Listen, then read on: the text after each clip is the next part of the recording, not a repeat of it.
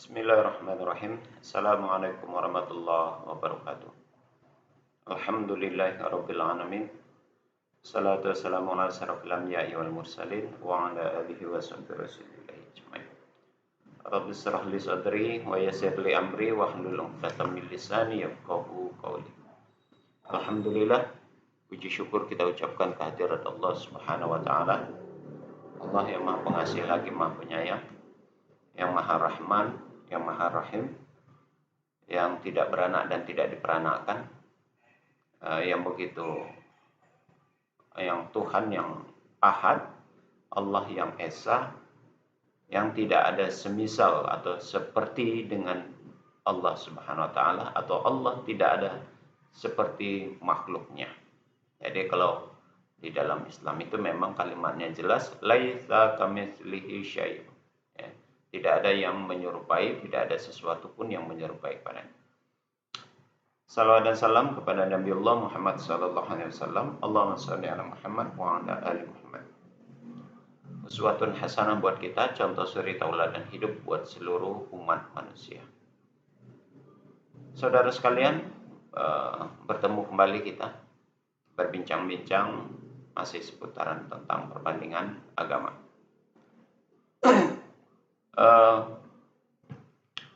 Begitu banyak ciptaan Allah di atas muka bumi ini, ya,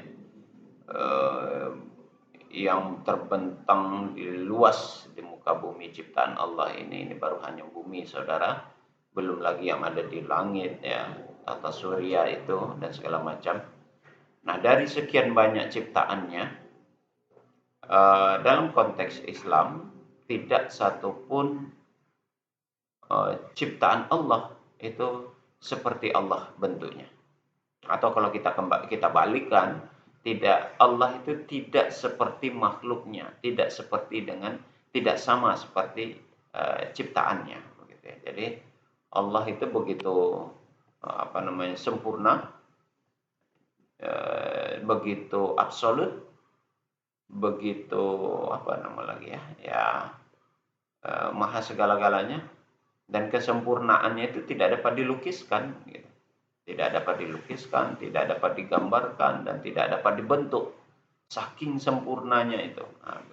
Sehingga tidak ada sesuatu yang mampu mentamsilkan, menggambarkan tentang bentuk wujud Allah di muka bumi. Atau kalau kita kembali, atau kita balikkan, tidak satupun ada makhluk Allah itu ciptaannya yang dibuat atau yang diciptakan oleh Allah persis seperti sang penciptanya atau seperti Allah itu sendiri. Itu tidak ada. Ya. Banyak makhluk Allah, ada yang dalam bentuk, yang berada dalam alam fisik, dan ada di alam metafisik. Ya, alam itu ada dua. Ada alam fisik, ada alam metafisik. Alam fisik ya alam nyata, alam yang real, alam yang berwujud. Nah, itu alam fisik. Ya, perwakilan ya, alam fisik seperti kita manusia ini tidak ada satu manusia pun yang mirip ataupun yang serupa, yang berbentuk seperti Allah, itu tidak ada. Dan Allah pun tidak ada yang sebentuk dan serupa seperti manusia manapun itu, tidak ada. Atau alam metafisik. Alam metafisik itu kalau bahasa lainnya mungkin alam ghaib, begitu ya. Kalau di dalam ajaran Islam, sesuatu yang tidak terlihat, tidak tampak secara kasat mata, maka disebut dengan gaib. Nah, jadi alam metafisik. Nah, alam metafisik itu makhluknya diantaranya itu ada malaikat, ada syaitan, atau ada jin, begitu ya. Dan tidak ada yang mirip dan serupa dengan Allah. Atau sebaliknya, Allah nggak ada yang serupa dengan makhluk-makhluk yang berada di alam metafisik. Jadi kesempurnaan, keabsolutan Allah tidak menyerupai ciptaannya. Atau sebaliknya, tidak ada satupun ciptaannya, makhluknya yang semisal dengannya. Nah, begitu. Itu yang sudah jelas di dalam konsep Islam tentang bentuk dan rupa Allah.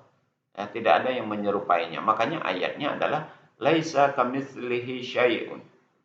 Tidak ada yang menyerupai seperti Allah itu tidak ada. Ya. Salah satu sifat Allah itu di situ tidak serupa dengan makhluknya, gitu ya. Nah, lalu kalau kita telusuri di dalam Bible, ya, ternyata eh, Tuhan di sini itu mirip seperti manusia diciptakan, atau terbalik mungkin ya. Manusia diciptakan mirip seperti Tuhan. Itu perbedaannya tuh. Itu ya, yang dituangkan di dalam kitab atau di dalam Alkitab, di dalam Bible ini, ada di dalam surat Kejadian pasal 1 ayat 26 dan 27. Bagaimana di sini Allah berfirman, ataupun Tuhan, ya dalam hal ini Allah, menciptakan manusia serupa atau semisal dengan bentuk wujud Allah itu sendiri. Ini luar biasa. Kita coba bacakan dulu ayatnya, saudara. Dalam surat Kejadian pasal 1 ayat 26 dan 27. Di ayat yang ke-26-nya bunyinya, berfirmanlah Allah, baiklah kita menjadikan manusia menurut gambar dan rupa kita. Nah, ini yang di bold, tulisannya di tebal, yang perlu menjadi sorotan buat kita, yang disorot, yang menjadi topik pemikiran dan pembahasan kita. Kita lanjutkan. Supaya mereka berkuasa atas ikan-ikan di laut dan burung-burung di udara dan atas ternak dan atas seluruh bumi dan atas segala binatang melata yang merayap di bumi. Di ayat ke-27 bunyinya, maka Allah menciptakan manusia itu menurut gambarnya. Manusia itu menurut gambarnya. Itu kalimat yang perlu kita soroti kembali. Menurut gambar Allah diciptakannya dia. Laki-laki dan perempuan diciptakannya mereka. Baik saudara, ini yang menjadi sorotan perbincangan kita pada hari ini, yakni surat Kejadian pasal 1 ayat 26 dan ayat 27.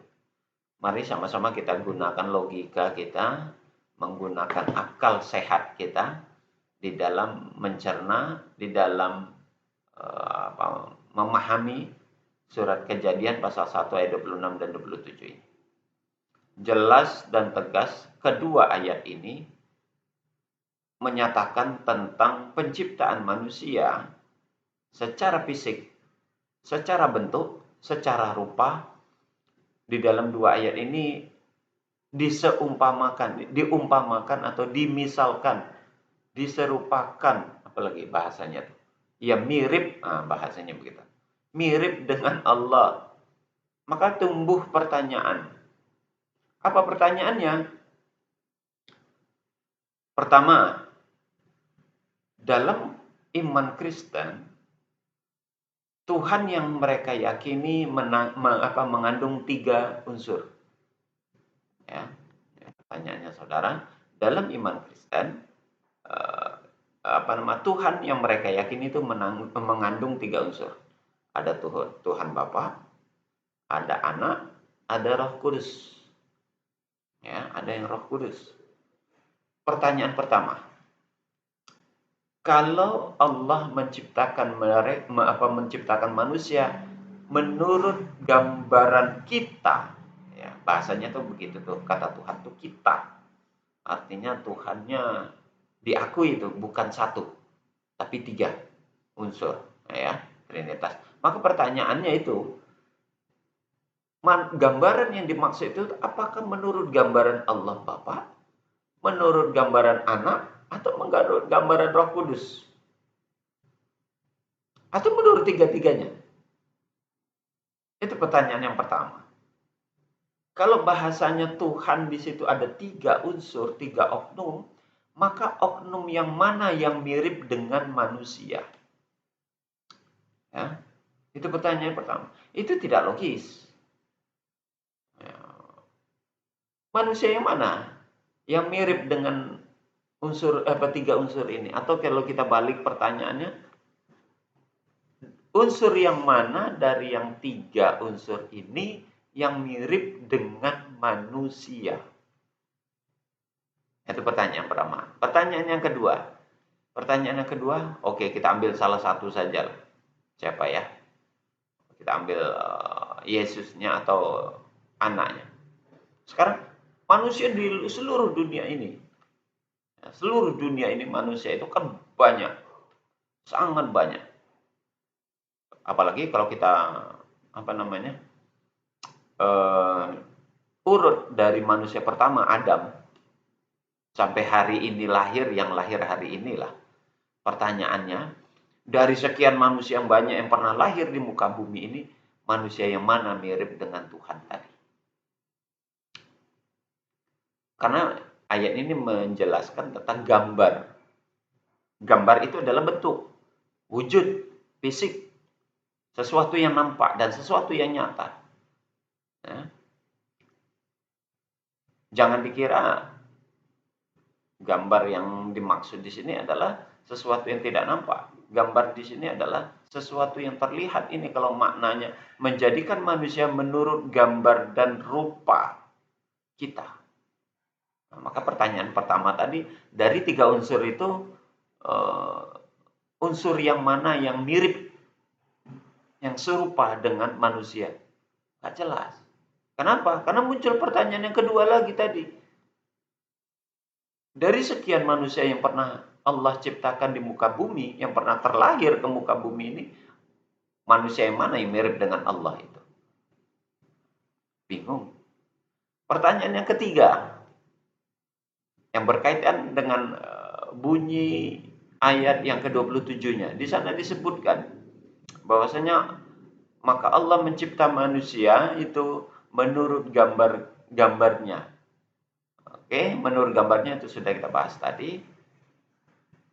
Pertanyaan yang ketiga muncul di dalam ayat ini. Di sini dijelaskan bahwasanya ada laki-laki dan ada perempuan diciptakannya. Nah, jadi Allah menciptakan manusia itu ada laki-laki, ada perempuan. Nah, berarti kalau kita munculkan pertanyaan yang ketiga tadi, dari laki-laki dan perempuan itu, manusia laki-laki yang mana yang mirip dengan Allah? Atau perempuan mana, manusia perempuan mana yang mirip dengan Allah? Nah, semakin banyak tumbuh pertanyaan yang memberikan gambaran bahwasanya ayat ini tidak masuk akal, tidak logis. Kejadian pasal 1 ayat 26 sampai 27 tidak memberikan jawaban yang bisa diterima oleh akal. Karena itu tidak ilmiah dan tidak terbukti. Tidak dapat dibuktikan. Allah menciptakan manusia yang mirip dengan dia. Tadi sudah dijelaskan beberapa pertanyaan yang muncul. Manusia mana yang di antara tiga oknum itu yang mirip dengan manusia? Namanya yang kedua, sekian jumlah manusia, dari manusia Adam yang pertama sampai detik ini yang lahir, manusia mana yang mirip dengan Tuhan itu? Kemudian pertanyaan yang ketiga, jenis manusia, jenis kelaminnya ada laki-laki dan ada perempuan. Nah sekarang dari laki-laki yang mana mirip dengan Tuhan? Kalau perempuan yang mana yang mirip dengan Tuhan? Muncul pertanyaan yang keempat. Kalau begitu juga Tuhan itu berjenis kelamin. Karena digambarkan sama seperti manusia atau manusia sama seperti Allah.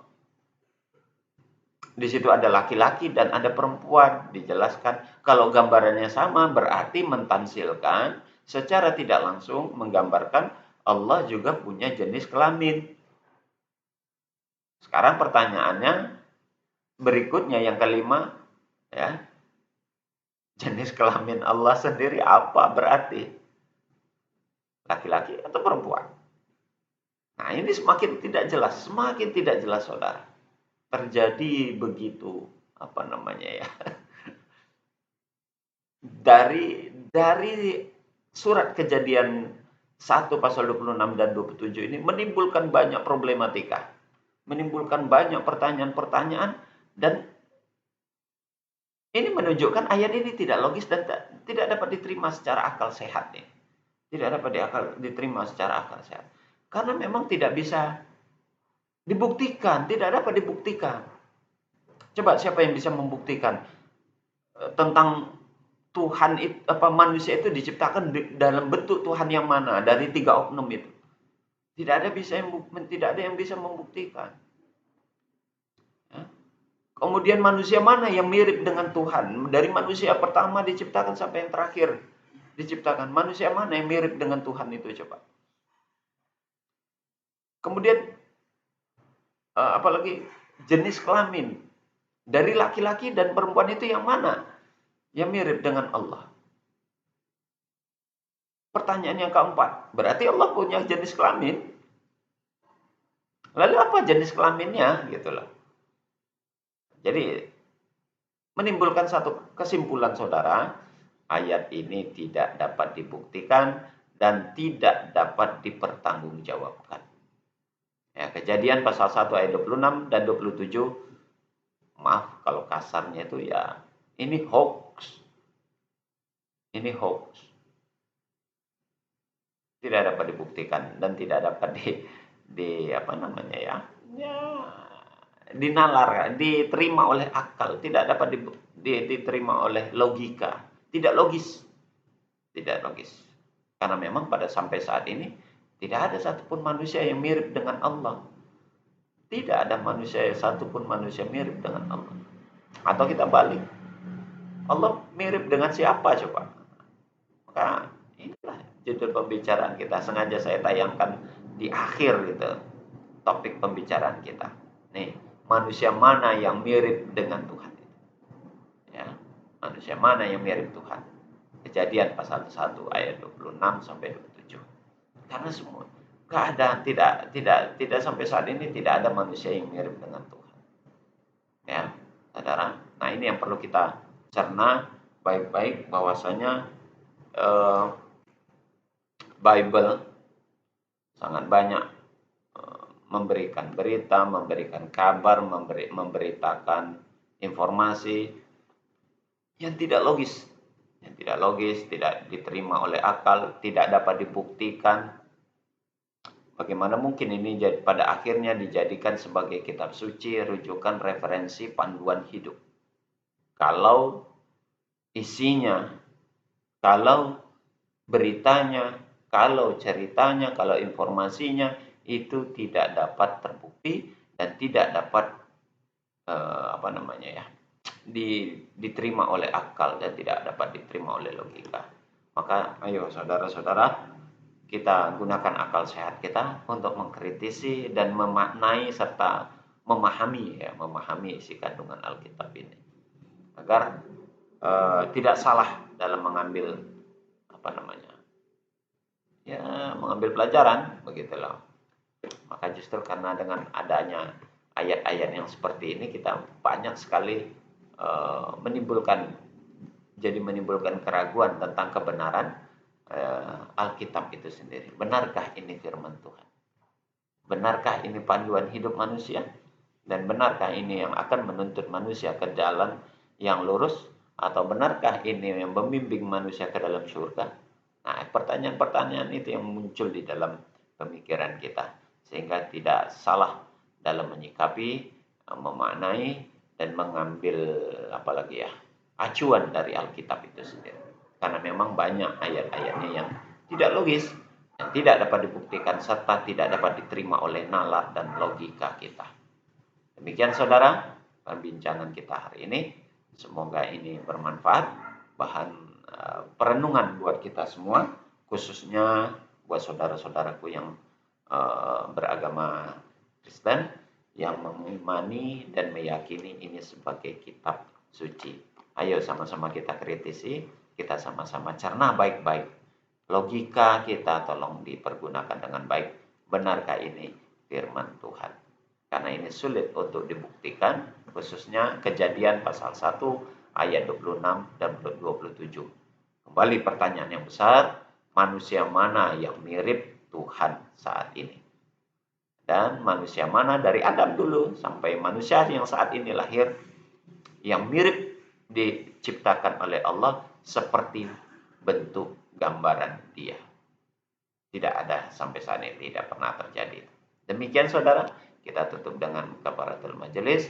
Subhanakallahumma wa bihamdik, asyhadu an la ilaha illa anta, astaghfiruka wa atubu ilaik. Assalamualaikum warahmatullahi wabarakatuh.